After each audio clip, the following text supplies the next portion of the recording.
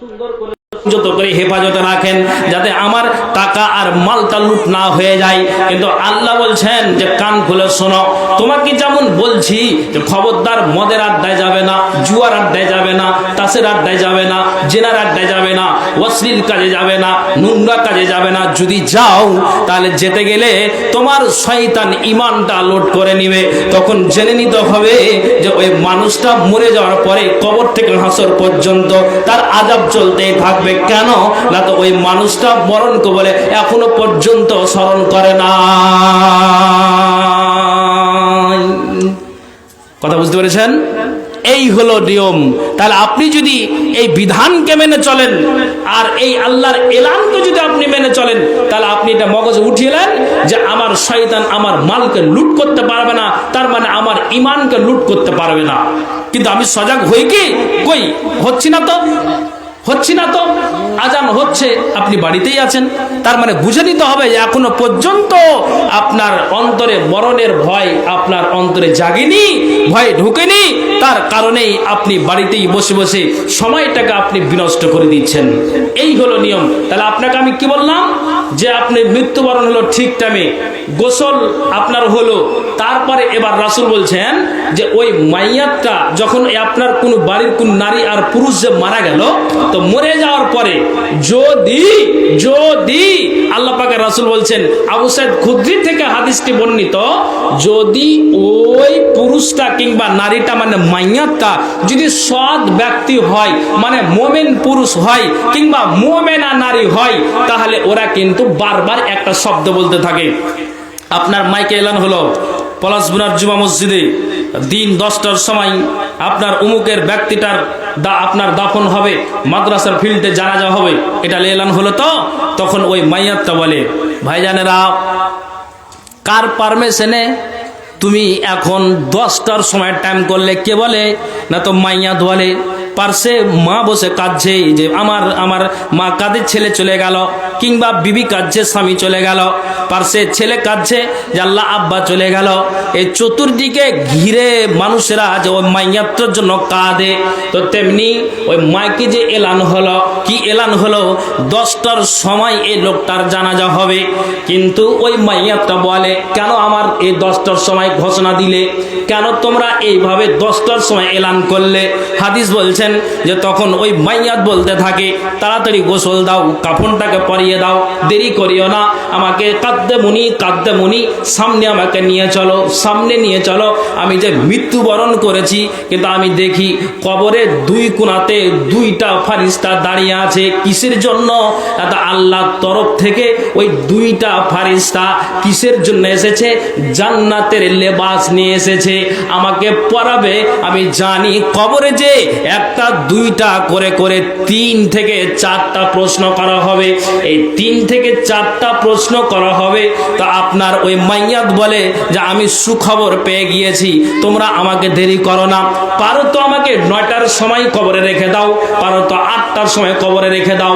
এটা বারবার চিৎকার করে বলতে থাকে, চিৎকার করে বলতে থাকে, কাঁদতে মুনি আমাকে সামনে নিয়ে চলো, আমাকে সামনে নিয়ে চলো। তোমরা আমাকে নিয়ে বা আপনার আর পলাশবুনাতে রাখিও না, খাটলিতে উঠাও, জানাজা ইমামকে দিয়ে পড়িয়ে দাও, কবরে রেখে দাও।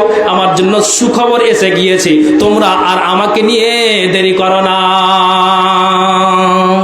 এটাকে কহে না তো মৃত্যু যারা মানে সলেহ, যারা মোমেন ব্যক্তি বা মোমেনা নারী, এরা মুখ দিয়ে মরে যাওয়ার পরে এত চিৎকার করে কেউ শুনতে পায় না। এই সামনে নিয়ে চলো, কবরে 2টা ফারিস্তা আমাদের জন্য কি করছে?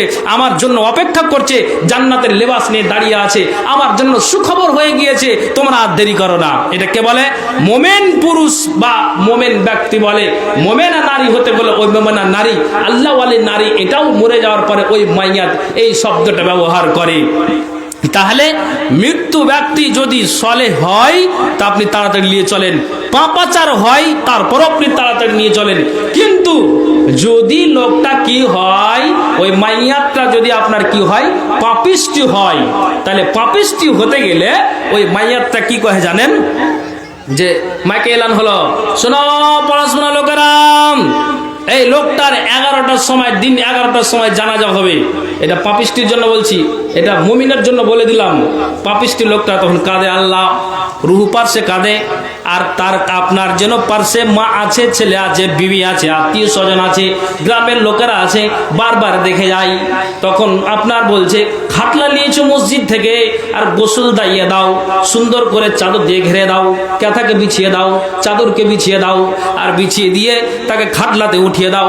আর চিৎকার করে বলতে থাকে, আব্বুরে আমাকে কবরে নিয়ে যেও না, আমাকে খবরদার গোরস্থানে নিয়ে যেও না, আমাকে মাদ্রাসার ফিল্ডে জানাজা আমার করায়ও না।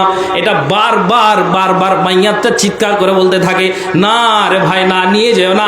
ইমামকে বল 11টার সময় কেন আমার জানাজার ঘোষণা করলো, 12টায় করতে বলো, 2:30টায় করতে বলো, 3টায় করতে বলো, 4টায় করতে বলো, আমার জন্য যত দেরি হবে আমার ভালো হবে রে। এত চিৎকার করে কাঁদে। হাদিসে এসেছে এত চিৎকার করে কাঁদে, আপনি শুনতে গেলে আপনার চোখের জলটা বেরিয়ে যাবে। কেন এত দেরি হলো রে আল্লাহ, আমার কেন এত, আমাকে যেন তাড়াতাড়ি করে আল্লাহ। এ ভাইয়েরা, আমার আওয়াজ কি শুনতে পাচ্ছ? তোমরা আমাকে এইভাবে খবরদার তাড়াতাড়ি করিও না।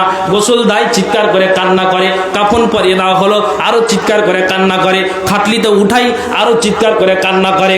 যখন ওই চারজন ওই আপনার মসজিদের খাটলিটা যখন ধরলো, আর ধরার পরে কাঁধে করে উঠালো, তখন কিন্তু ওই মাইয়াত বলতে থাকে, আইনা তাজহাবুনা বিহা, আইনা তাজহাবুনা বিহা। এ হতভাগাকে কোনখানে নিয়ে যাচ্ছিস রে? মাদ্রাসাতে নিয়ে যাস না জানাজাতে, চল সম্বল্প নিয়ে যাই, যত দেরি করবি আমার জন্য তত আমার ভালো আছে রে, কেন আমাকে নিয়ে যাচ্ছ? খবরদার জোড়হাত করি। হাদিসে এসেছে যে ওই 4জন যে খাটলাটা ধরে আছে, ওই 4জন যদি ওই মাইয়াতের আওয়াজটা শুনতে পেত, তাহলে রসুল বলছেন ওয়ালাউ সামিআহুল্লাহ সায়েক, ওই 4জন আওয়াজ শুনতে পেলে খাটলাকে আছাড় দিয়ে ফেলে দিত, আর আছাড় দিয়ে ফেলে দিয়ে তারা আর খাটলাকে ধরতো না। একবার জোরে বলুন সুবহানাল্লাহ। এটা কার?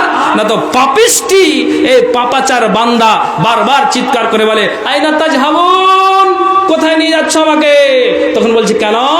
সে নিজে নিজে বলবে, এই জন্য জানাজা হবে, আমাকে দাফন করা হবে, কবরে 2টা ফারিস্তা আমার জন্য জাহান্নামের লেবাস নিয়ে দাঁড়িয়ে আছে, 2 কোণাতে তারা রেডি হয়ে আছে। আমি জানি আমার প্রশ্নের উত্তর দেওয়া আমার পক্ষে সম্ভব নয়। আমি যখন আমাকে তোমরা দাফন করে দিবে, তখন নেই যেন আমার ব্যাপারে আমার কিয়ামত পর্যন্ত এই হতভাগার আযাব চলতে থাকবে।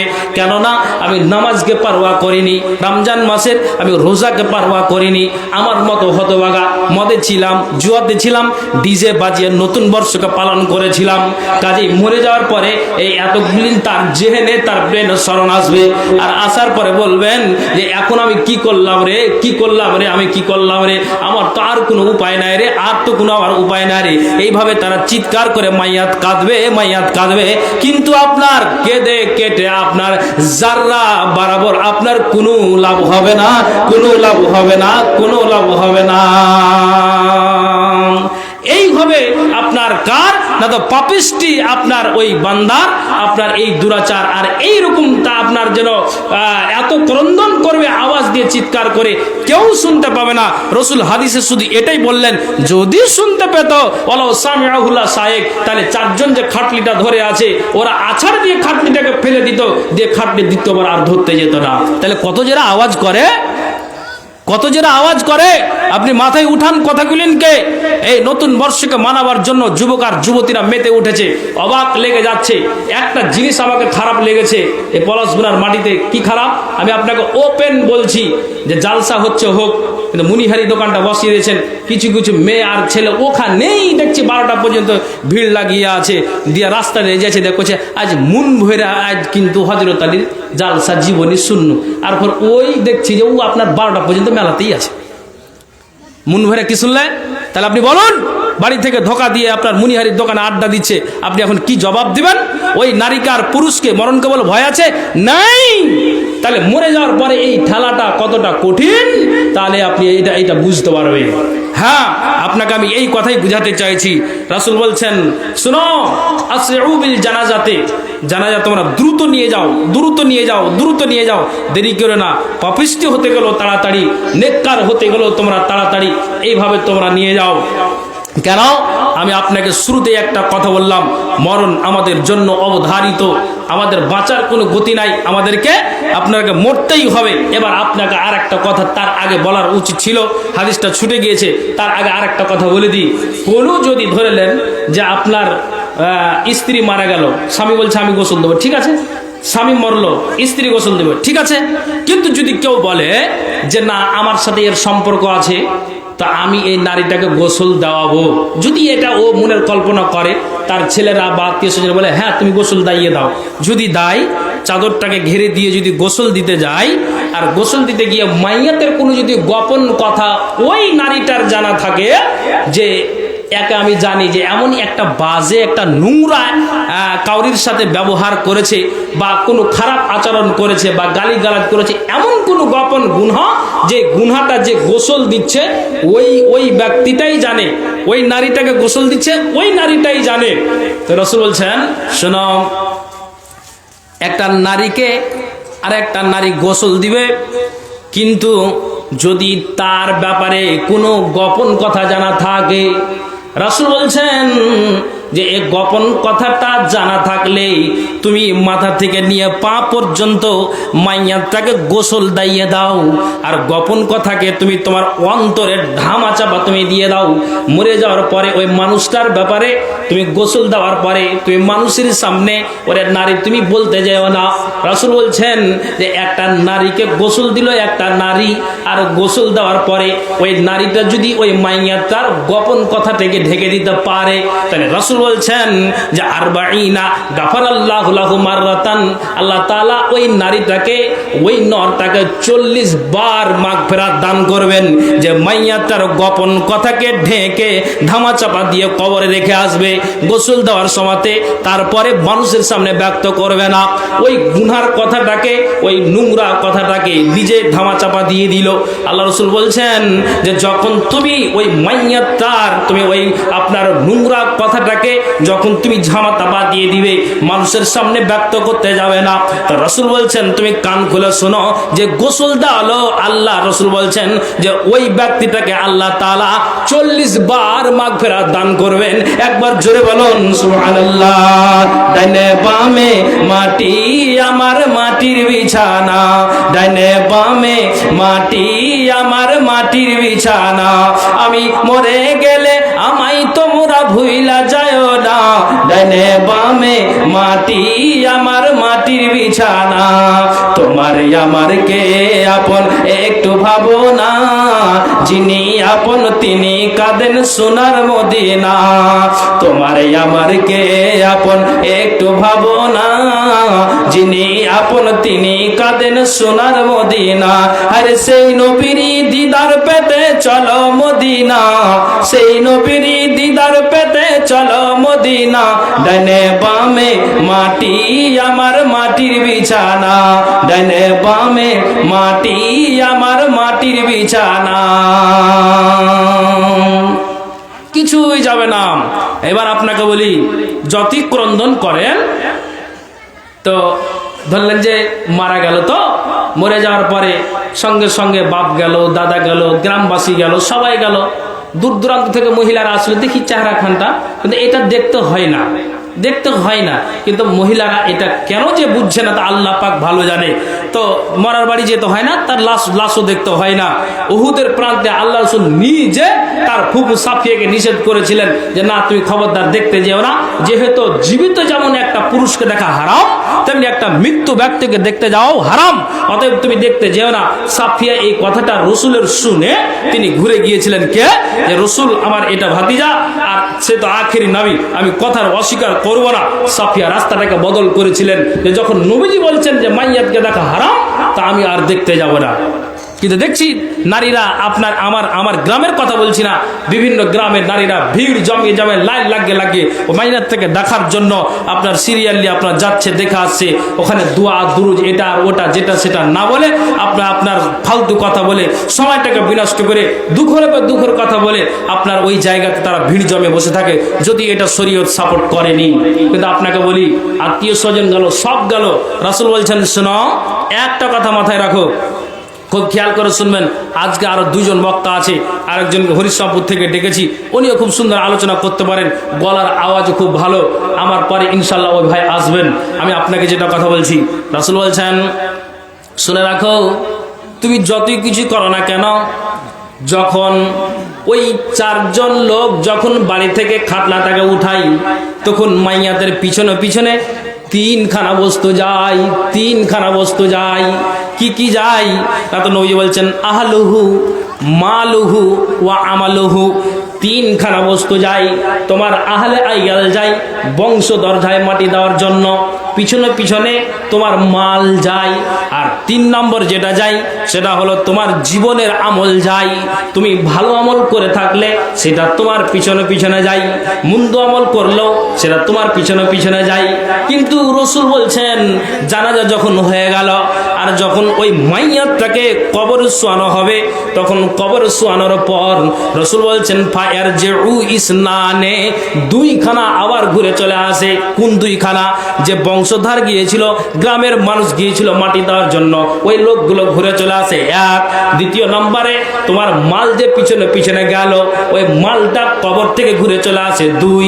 3 নম্বরে নবীজি বলছেন যে যেটা থাকে ওয়া ইয়াবকা ওয়াহিদুন আমালুহু, যেটা থাকে সেটা নাম হলো আমল। আমল যদি তোমার ভালো হয় সেটা তোমার কবরে থাকবে, আর আমল যদি মন্দ হয় সেটাও তোমার কবরে থাকবে। রাসূল বলছেন যে জীবনের তোমার বদ আমল আর ভালো আমল এই দুটাই তোমার কাছে থাকবে। নসিব যদি ভালো হয়, আমল যদি তোমার ভালো হয়, নসিব তোমার ভালো হয়ে গেল। আর যদি তোমার আমল বরবাদ হয়ে থাকে, তুমি যদি খারাপ আমল করে থাকো, ওইটাও তোমার কবরে আমলটা তোমার থেকে যাবে। এটা তুমি জেনে নাও যে ওই আমল তোমার কাছ থেকে ফিরে আসে না, মন্দ আমল থেকে যাই, ভালো আমল তোমার থেকে যাই। ভালো আমল থেকে গেলে তোমার কবরে নাজাত আছে, আর যদি মন্দ আমল হয় তাহলে তোমার কবরে হাসর পর্যন্ত শাস্তি চলতেই থাকবে, চলতেই থাকবে, তোমার কোনো রকমের রেহাই থাকবে না। এই হলো আমল। তাহলে ভালো আমলের জন্য আমাকে এক্ষুনি রেডি হয়ে থাকতে হবে, আমাকে প্রস্তুতি নিয়ে থাকতে হবে। মা বোন ভালো করে শুনেন, আর শোনার পরে আমলের চেষ্টা করেন। আপনাকে আর একটা কথা বলবো, ভালো করে শুনবেন। আমাদের আখেরি নবীর নাম জানা আছে? এই মাইলুক গালা জানা আছে জি? আখেরি নবীর নাম কি? কে কইছে? শেখ হাসিনা। হ্যাঁ, আখেরি নবীর নাম কি জি? হ্যাঁ, আখেরি নবীর নাম জানেন না? শেষ নবীর নাম জানো কি? মুহাম্মাদুর রাসূলুল্লাহ। আল্লাহ, পড়াশোনার মালিক এত হুঁচলি জি। নবী মুহাম্মাদুর রাসূলুল্লাহ সাল্লাল্লাহু আলাইহি সাল্লাম। রাগ করবেন না খালা, হ্যাঁ বোন খালা সবাই বসে আছেন, আমি তো গ্রামের, কিন্তু কথাটা বলছি যে বুঝার চেষ্টা করুন। আপনি এটা বললে কি আপনার গুনাহ হয়ে যাবে? নেকি আছে। তো শেষ নবীর কথাটা একটা কথা শুনেন, যে আল্লাহ পাকের রাসূল বাকি গরু স্থানে গেল, আর ওখান থেকে বাকি গরু স্থানে তাদের জন্য মাগফিরাতের দোয়া করে আল্লাহ পাকের রাসূল ফিরে আসলেন। কার ঘরে জানেন? নবীজির প্রিয়া স্ত্রী আয়েশা রাদিয়াল্লাহু তাআলা আনহার কামরাতে। তো নবীজি যে বাড়িতে গেলেন, আর যাওয়ার পরে থরথর করে কাঁপছে, থরথর করে কাঁপছে। আর থরথর করে কাঁপার পরেই তখন আয়েশা বলছেন, নবীজি কি হয়ে গেল? আল্লাহ পাকের রাসূল 1-2 করে করে তিনি 13 থেকে 14 দিন অসুখ থাকার পর নবীজি দুনিয়া থেকে বিদায় হয়েছেন।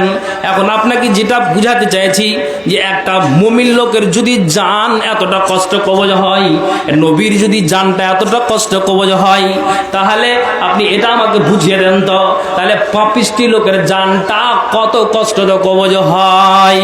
নবীজি থরথর করে কাঁপছেন, আর নবীজি দাঁড়িয়ে থাকতে পারেন না। সঙ্গে সঙ্গে আল্লাহ পাকের রাসূল তিনি আয়েশার কামরাতে তিনি বসে গেলেন। বসে যাওয়ার পরে নবীর আয়েশা বলছেন, আমিও নবীজির পাশে বসে গেলাম। আর বসে যাওয়ার পরে নবীজির মাথাটা আমার বক্ষ স্থলে রাখলেন। আর রাখার পরে নবীজি বলছেন, আয়েশা রে, আমি আর বাঁচবো না, দুনিয়া ছেড়ে চলে যেতে হবে। নবীজির চোখ দিয়ে পানি আসছে আর কাঁদছে, আর বলছে, আয়েশা রে, আমার এটা কোন দুনিয়ার অসুখ নয় রে আয়েশা, আমাকে দুনিয়া ছাড়তে হবে, মৃত্যু কতটা কঠিন একটু মাথায় কথাটা উঠাবেন। তখন আল্লাহ পাকের রাসূল তিনি এবার কি করলেন, ঠিক যেন ওই আল্লাহ পাকের রাসূল যে আয়েশার আপনার বক্ষস্থলে মাথাটাকে রেখেছেন, আর রাখার পরে নবীজি বারবার একটা কথা বলছেন, আল্লাহুম্মার রফিকাল আলা, আল্লাহুম্মার রফিকাল আলা, আল্লাহুম্মার রফিকাল আলা। ই আল্লাহ, তুমি আমাকে তোমার কাছে ডেকে নাও। আল্লাহ, তুমি সর্বোচ্চ বন্ধুর সাথে আমাকে মিলিয়ে দাও। কারা বন্ধু? যারা নেককার ব্যক্তি, যারা আল্লাহ পরেজগার ব্যক্তি, যারা মুমিন ব্যক্তি, যারা শহীদ ব্যক্তি, আল্লাহ গো, যারা জিহাদের ময়দানে লড়াই করে যারা মারা গিয়েছে, আল্লাহ ওদের সাথে আমাকে মিশিয়ে দাও, ওদের সাথে আমাকে ডেকে নাও, ওদের সাথে আমাকে করে নাও। এক কথাই নবীজি বলছেন, আল্লাহ তুমি আমাকে সর্বোচ্চ, আল্লাহ তুমি বন্ধুর সাথে আমাকে মিলিত করো। বলছেন যে আমি নবীর দিকে দুই নয়নটা আমি দিয়ে আছি। আল্লাহ পাক রাসূলের তিনার দম যাচ্ছেন, তিনি মারা যাবেন। আখেরি নবী, শেষ নবী, তিনি হচ্ছেন আখেরি নবী মুহাম্মদুর রাসূলুল্লাহ পরন্ত সাল্লাল্লাহু আলাইহি ওয়াসাল্লাম। এই যে তিনি মারা যাচ্ছেন, মাথার চাঁদা থাকবেন না। আয়েশা বলছেন, আমি দুই নয়ন দিয়ে আমি আমার স্বামীর দিকে লক্ষ্য করে দেখে আছি। নবীজি আমার মরছেন, আর আমার দুই নয়ন আমার ওই স্বামীর দিকে আমার আছে। আর ওই মুহূর্তে আল্লাহ পাকের রাসূলের যে দম যাচ্ছে, তো আমি যেন আয়েশা এত চিন্তিত হলাম, আল্লাহ রে, আমি নবীজির মৃত্যুর আগে কতটা আমি মাইয়াতের কতটা মৃত্যুকে আমি খারাপ মনে করতাম। আল্লাহ, কি মৃত্যু যন্ত্রণা, আল্লাহ কতটা আমি এটাকে বাজে মনে করতাম, আল্লাহ কতটা আমি এটাকে খারাপ মনে করতাম, আল্লাহ রে। কিন্তু নবীজি যখন মারা গেলেন, তখন দেখলাম যে আল্লাহ পাকের রাসূল ঠিক জানটা কবজ হচ্ছে, নবীজির এত কষ্ট হচ্ছে। আয়েশা বলছেন, আমার চোখ দিয়ে আর জল থামে না, নবীজির চোখের কোণা দিয়ে নবীজির পানি চলে আসছে। আয়েশা রে, আমি বাঁচবো না, থরথর করে কাঁপছেন। আর নবীজির মাথাটা আয়েশার বক্ষস্থলে রাখা আছে। আয়েশা বলছেন, নবীজির মৃত্যু দেখার পরে আমি যতগুলি আর পরে মৃত্যু হয়েছে, আমি আর কোনো মানুষের মৃত্যুকে খারাপ মনে করতাম না। আল্লাহু আকবার। তাহলে নবীজির যদি এই এত রকম আখেরি নবী মানে তিনার অগ্রপশ্চাৎ গুনাহকে আল্লাহ মোচন করে দেওয়ার পরও যদি আপনার নবীজির এতটা কষ্টে যান কবজ হয়, তারপর আপনি বলেন আমি পাপী গুনাহগার, আমার কি অবস্থা আর হাল হতে পারে? কি হাল হতে পারে? আচ্ছা, বলছে নবীজির মরণটাকে দেখে, মৃত্যুটাকে দেখে আমি তখন আর কাউরের মৃত্যুকে খারাপ মনে করতাম না। একবার বলেন সুবহানাল্লাহ। যে এই হচ্ছে মরণ, এই হচ্ছে মৃত্যু। তবে আর একটা কথা আপনাকে বলে আমি একটা উদ্দেশ্য দিকে যাব। যেহেতু এখানে একটা মসজিদ বানানো হবে, এটা উদ্যোগ খারাপ নয়, খুব ভালো উদ্যোগ। আমি আপনাদেরকে একটা কথা বলবো, এই হাদিসটা আপনাকে আমি বলিনি। কি হাদিস? মানুষ যদি মরে যায়, মরে যাওয়ার পরে মা বোন এটা খুব খেয়াল রাখিও, আমি যদি পাপ করি আল্লাহ আমাকে ছাড়বে না। আপনি যদি আমার কথা শুনে আমল করেন, তা আপনি নেকি পাবেন, আমিও নেকি পাবো। কিন্তু আমি আপনাকে বলছি, একটা লোক মরে যাওয়ার পরে রাসূল বলছেন যত রকমের ওর পাপের কথা আছে, আল্লাহ রাসূল বলছেন এটাকে ধামা চাপা দিয়ে দাও, কাউরির সামনে তুমি এটা বলতে যেও না। এটা কে বলছেন? আল্লাহ রাসূল বলছেন। বলছে কেন? বলছে এই জন্য বলতে যেও না যে যা করে গিয়েছে ওর কথাটা মানুষের সামনে আর হাইলাইট করে না। কখন? মরে যাওয়ার পর, মরে গিয়েছে তার ব্যাপারটা মানুষের সামনে আর টোটাল সমালোচনা করিও না। মা আয়েশা থেকে হাদিসটি বর্ণিত আছে, বুখারী শরীফের হাদিস। আমি আপনাকে এটা কথা কেন বলছি, আমি আপনাকে এই জন্য বলতে চাইছি, খুব হাদিসটা খেয়াল করে শুনবেন। রাসূল বলছেন যে আমি কি করলাম, একটা ব্যক্তির আমি জানাজাতে দাঁড় হলাম। দেখেন, এই যে আপনাকে বললাম, সে যে রকমই আমল করে যাক না কেন, কিন্তু খবরদার ওর ব্যাপারে আপনি আর মানুষের সামনে সমালোচনা করবে না, নয়তো আপনাকে ওর পাপ আপনার কাঁধে আসবে, এটা নিশ্চিত আপনি জেনে রাখুন। তো নবীজি বলছেন, ওয়ান ইবনে আইজিন কালা খারাজা রাসূলুল্লাহ সাল্লাল্লাহু আলাইহি ওয়াসাল্লাম। ইবনে আয়েজ থেকে বর্ণিত, নবীজি বলছেন, আমি একটা ব্যক্তির জানাজাতে শরীক হলাম, আর যখনই আমি জানাজাতে শরীক হয়েছি, তখনই যেন আমাকে পিছন দিক থেকে হযরত উমর পাঞ্জাবি কিংবা পোশাকের কোনাটাকে ধরে নিয়েছেন। আর ধরে নেওয়ার পরে বলছেন, আল্লাহ পাকের রাসূল, আপনি একটা নবী হয়ে আপনি এই লোকটার কেন জানাজা আপনি পড়াবেন? খবরদার আপনি জানাজা পড়াতে যাবেন না। নবীজি আশ্চর্য হয়ে গেলেন। আচ্ছা বলেন তো, উমারের মতো একটা বিদ্বান সাহাবী, তিনি বুঝেন, তারপরও এই জায়গাটাতে তিনি ফর্মুলাতে ভুল করছেন। কিন্তু নবীজি হযরতে উমারের কথা শুনে আল্লাহ পাকের রাসূল তিনি জানাজাকে বন্ধ করেননি। আল্লাহ পাকের রাসূল কি করলেন? ফালতাফাতা রাসূলুল্লাহি সাল্লাল্লাহু আলাইহি ওয়াসাল্লাম ইলান নাস। নবীজি যতজন ওই জায়গাতে আপনার 4 কাতার 5 কাতার 10 কাতার যতজন সাহাবীরা ওই ব্যক্তিটার জানাজাতে শরীক হয়েছেন আর তারা জানাজাতে দাঁড়িয়ে আছেন, নবীজি সবারই দিকে লক্ষ্য করে দেখলেন, কে তোমরা আছো যে এই ব্যক্তিটার ব্যাপারে ভালো কথা বলে দিতে পারবে। কেননা একটা মানুষ যখন মরে যাওয়ার পরে ওই মানুষের ব্যাপারে মানুষের সামনে সমালোচনা করতে নাই। কিন্তু উমারের মতো একটা বিদ্বান সাহাবী আমাকে নিষেধ করেছে যে খবরদার আপনি এই ব্যক্তিটার জানাজা পড়াবেন না। তখন একজন ব্যক্তি আপনার হাতটাকে উঁচু করলেন আর বলছেন, ফাকালা রাজুলুন নাম ইয়া রাসূলুল্লাহি, আল্লাহ পাকের রাসূল, যে মাইয়াতটার আপনি জানাজাতে এসেছেন ওই ব্যক্তিটার ব্যাপারে আমার কিছু কথা আছে, আমি জানি এই ব্যক্তিটার ব্যাপারে আমি বলতে পারবো। সঙ্গে সঙ্গে নবীজি বলছেন যে উমারের মতো একটা মানুষ আমাকে নিষেধ করেছে এই ব্যক্তিটার জানাজাতে আপনি জানাজা পড়াবেন না। কিন্তু তোমাদের কাছ থেকে একটা ভালো প্রমাণ চাইছি, একটা ভালো আমি সাক্ষী চাইছি, এই লোকটাকে কি তোমরা ইসলামের মধ্যে একটা ভালো কাজ করতে তোমরা দেখেছো? নবীজি বলছেন, ফাকালা হাল রাআহু আহাদুম মিনকুম আলা আমালিল ইসলামে, আল্লাহ পাকের রাসূল বলছেন তোমরা কি ভালো কাজ তোমরা কি ইসলামের মধ্যে এই ব্যক্তিটাকে করতে কি দেখেছো? সঙ্গে সঙ্গে ওই ব্যক্তিটা বলছেন, নাম ইয়া রাসূলুল্লাহ, আল্লাহ পাকের রাসূল আমি ভালো কাজ করতে দেখেছি। কি ভালো কাজ আপনি বলেন তো? তখন নবীজি বলছেন, তখন ওই ব্যক্তি বলছেন, ইয়া রাসূলুল্লাহ, হ্যাঁ আপনি 1-2 করে আপনি যখন 10 থেকে আপনি 20 জন সাহাবীর নামটা আপনি লিস্ট করেছিলেন যে এই সাহাবীটা জিহাদের ময়দান যাবে ইসলামকে বাঁচাবার জন্য, দ্বীনকে বাঁচাবার জন্য, যখন এই ব্যক্তিটা যাবে আল্লাহ পাকের রাসূল গো, যখন এই ব্যক্তিটা দ্বীনকে বাঁচাবার জন্য ইসলামকে বাঁচাবার জন্য যখন ব্যক্তিটা আপনি যখন সাহাবীদের জন্য লিস্ট করেছিলেন তখন এর নামটাও ছিল। এই ব্যক্তিটা কি করেছে আপনি জানেন তো? এই জিহাদের ময়দানে দ্বীনকে বাঁচানোর জন্য, আপনার ইসলামকে বাঁচানোর জন্য, কোরআনকে বাঁচানোর জন্য। আজ আপনি দেখেন তো, যেমন আপনার প্রতি রাত আর দিন মাঝে মাঝে ট্রাফিক পুলিশেরা তারা দাঁড়িয়ে থাকে, নাইট ডিউটি করে, তারা দিন ডিউটি করে কিসের জন্য? যে কাউরির মাথায় হেলমেট যদি না থাকে আপনাকে ফাইন করবে, গাড়ির পেপার যদি ঠিক না থাকে আপনাকে ফাইন করবে। তেমনি যেন এই ব্যক্তিটা আল্লাহ পাকের রাসূল জিহাদের ময়দানে একটা সুন্দর করে তাম্বুকে তারা আপনার সুন্দর করে খাটিয়ে দিয়েছে, সুন্দর করে পালকে টেঙে দিয়েছে। আর পালকে টেঙে দেওয়ার পরে ওই জায়গাতে সারা রাত ওই ব্যক্তিটা আপনার কি করেছে? নাইট ডিউটি হয়ে সারা রাত ডিউটি করেছে, রাত জাগরণ করেছে। এক কথায় নবীজি গো, সারা রাত যে ও জাগরণ হয়ে থেকেছে, সুবহানাল্লাহ, আলহামদুলিল্লাহ, আস্তাগফিরুল্লাহ, এক কথায় আল্লাহর জিকির আজকারে ব্যক্তিটা মগ্ন ছিল।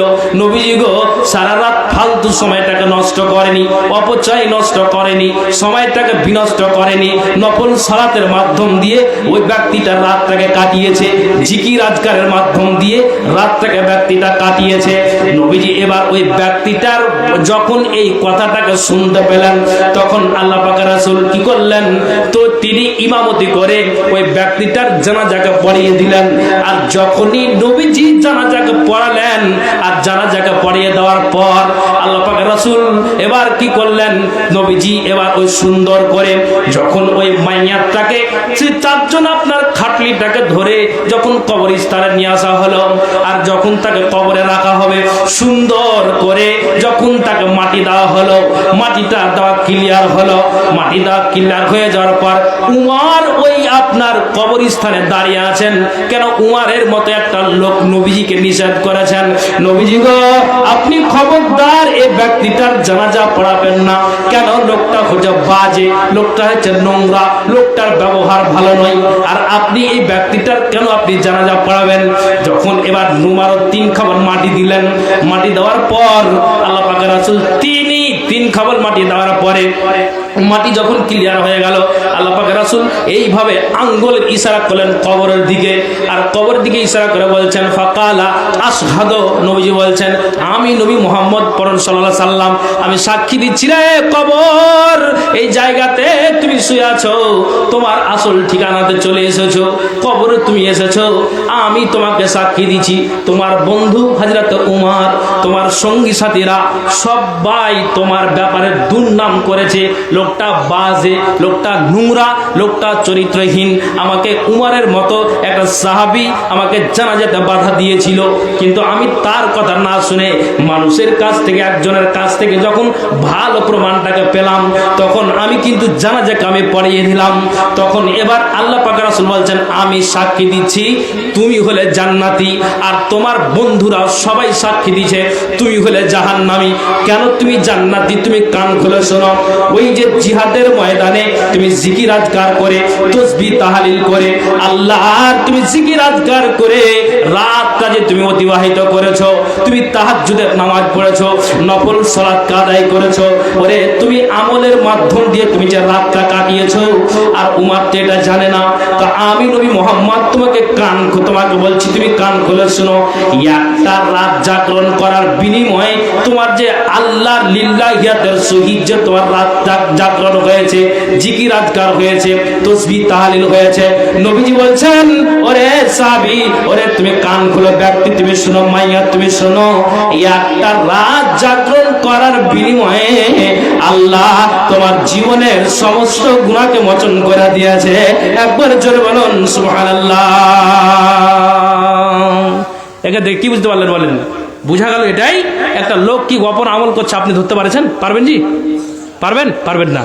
তো ও গোপনে একটা আমল করে দিয়েছে, একজন বললেন যে আমি দেখেছি এই লোকটা সারা রাত জাগরণ হয়ে থেকেছে, তার জন্য রাসূল বলছেন একটা রাত তুমি ইখলাসের সাথে জাগরণ হয়েছো, তার জন্য আল্লাহ তোমার বিগত দিনের সমস্ত গুনাহকে আল্লাহ মোচন করে দিয়েছে। জোরে বলেন সুবহানাল্লাহ।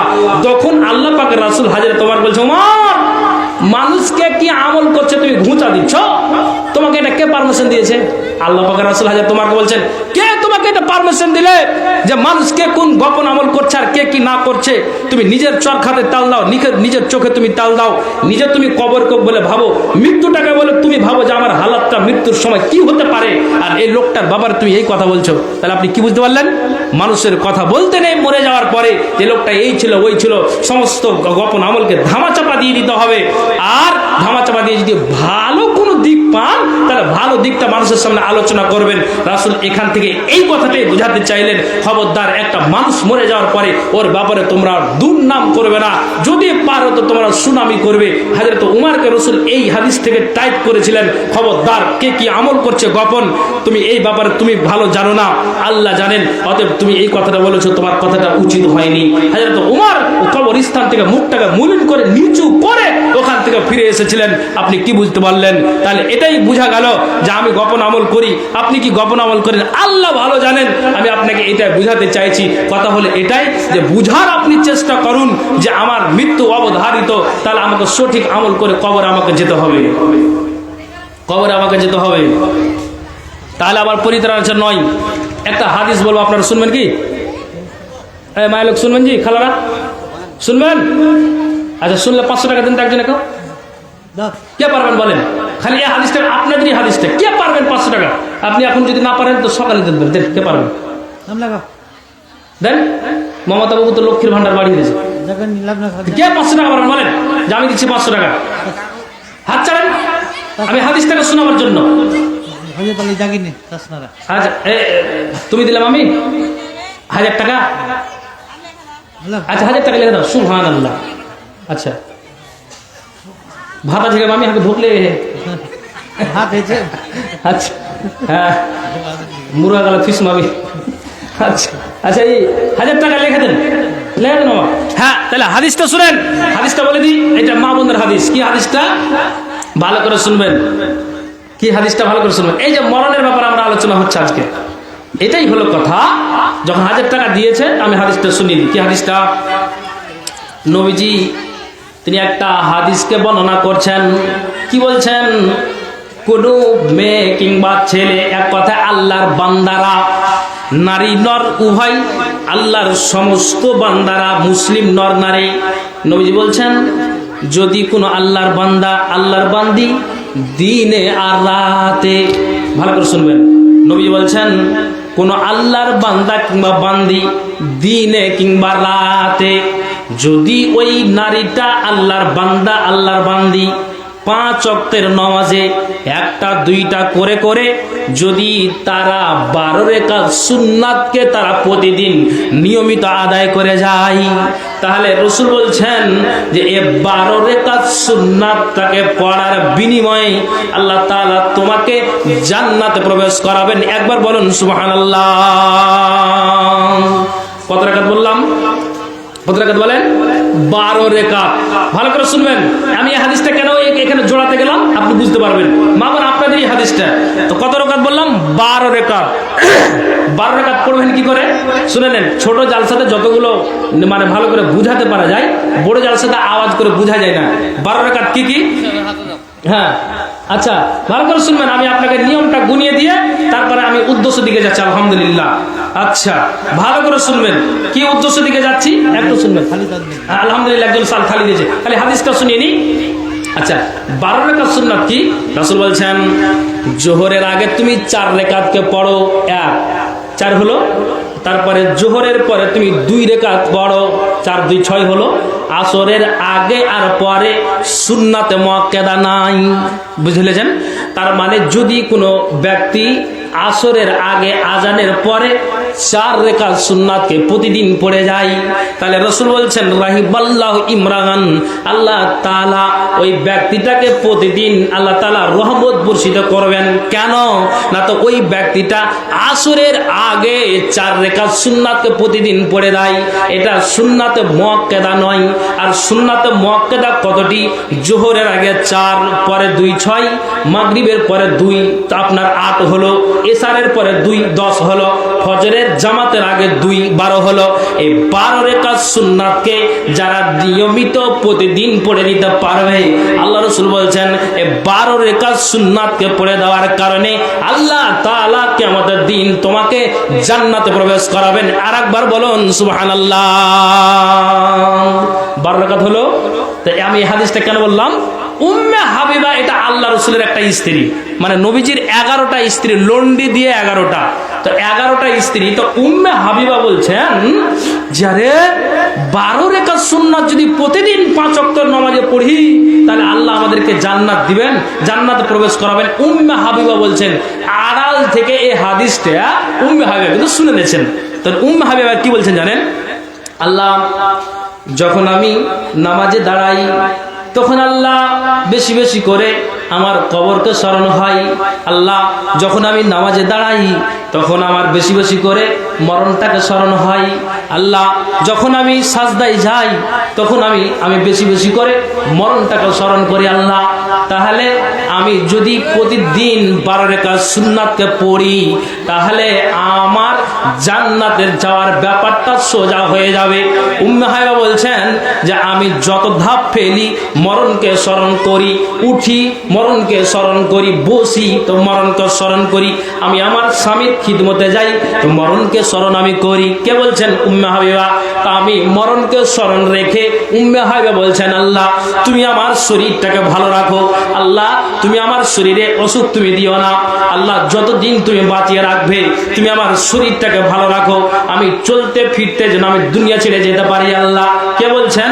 না তো উম্মে হাবিবা রাসূলের স্ত্রী এই কথাটা বলছেন, আল্লাহ যতদিন আমি এই ধরার মাটিতে বেঁচে থাকবো আল্লাহ তোমার কাছে অ্যাপ্লিকেশন জানাই, আল্লাহ তুমি আমার শরীরটাকে ভালো রাখো, আল্লাহ তোমার কাছে একটা আমি চেয়ে নিচ্ছি, আল্লাহ তুমি শরীরকে ভালো রাখো আর যতদিন তুমি আল্লাহ আমাকে বাঁচিয়ে রাখবে আমি এটা শপথ করলাম যে 12 রাকাত সুন্নাতের বিনিময়ে যদি জান্নাত পাওয়া যায় তাহলে আমি কোনোদিন আর উম্মে হাবিবা 12 রাকাত সুন্নাতকে আমি ছেড়ে দিব না, আমি নিয়মিত প্রতিদিন 12 রাকাত সুন্নাতকে আমি পড়ে যাব, আমি কোনোদিন আর ছেড়ে দেব না।